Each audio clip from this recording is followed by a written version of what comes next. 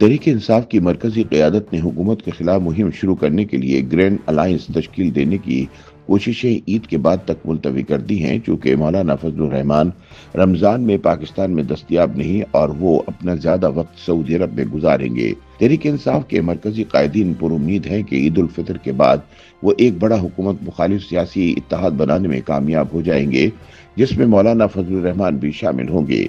कौमी असम्बली के साबिक स्पीकर असद कैसर ने कहा है कि जमीयतुल उलमा इस्लाम के सरबराह मौलाना फजलुर रहमान के साथ मुज़ाकरात उनकी बैरून मुल्क से वापसी के बाद शुरू होंगे, चूँकि वो रमज़ानुल मुबारक का महीना सऊदी अरब में गुजारेंगे।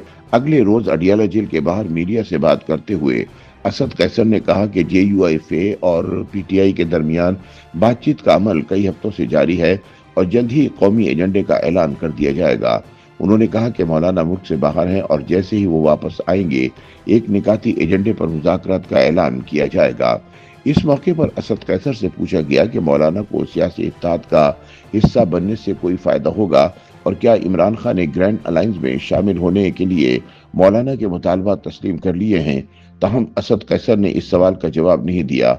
याद रहे कि मौलाना फजलुर रहमान ने तहरीक इंसाफ वालों को मुज़ाकरात के दौरान वाज़ेह अल्फाज में बता दिया था कि वो ग्रैंड अलायंस का हिस्सा तब बनेंगे जब इन्हें फरवरी 2024 के इलेक्शन में होने वाली धांधली से खैबर पख्तूनख्वा के छीने गए वो अजला वापस किए जाएंगे जो जमीयतुल उलमा इस्लाम का गढ़ है।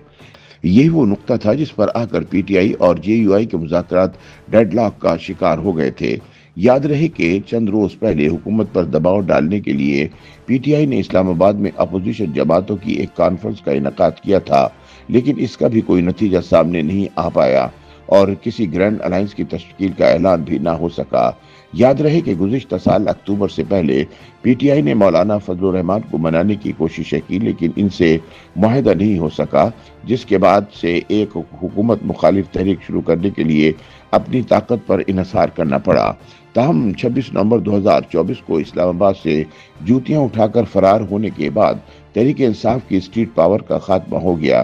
चुनाचे अब इसने हुकूमत के खिलाफ मौसर तहरीक चलाने के लिए एक अपोजिशन इत्तेहाद बनाने की कोशिशें शुरू कर रखी हैं।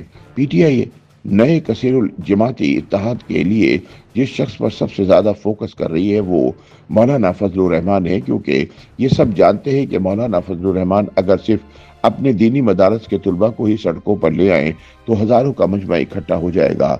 लेकिन मौलाना के लिए तहरीक इंसाफ के साथ हाथ मिलाना इसलिए आसान नहीं कि माजी में इमरान खान उन पर गंद उछालते रहे हैं और मौलाना को डीजल कहकर इनका मजाक उड़ाते रहे हैं। चंद माह पहले आईनी तरमीम के मामले पर भी तहरीक इंसाफ ने मौलाना के साथ दोस्ती करने की कोशिश की, लेकिन आखिरी लम्हात में मौलाना ने एक मरतबा फिर इत्तेहादी हुकूमत का साथ दिया। लिहाजा अब मौलाना और इमरान खान का हुकूमत के खिलाफ हाथ मिलाना आसान नजर नहीं आता। YouTube पर गूगली न्यूज देखने के लिए youtube.com की सर्च बार में गूगली न्यूज TV टाइप करें। गूगली न्यूज के पेज पर सुर्ख रंग के सब्सक्रिप्शन वाले बटन पर क्लिक करना ना भूलिए। YouTube पेज पर अपलोड होने वाली वीडियोस से बाखबर रहने के लिए बेल आइकन पर क्लिक कीजिए। आपको हर नई वीडियो के बारे में नोटिफिकेशन मौसूल हो जाएगा।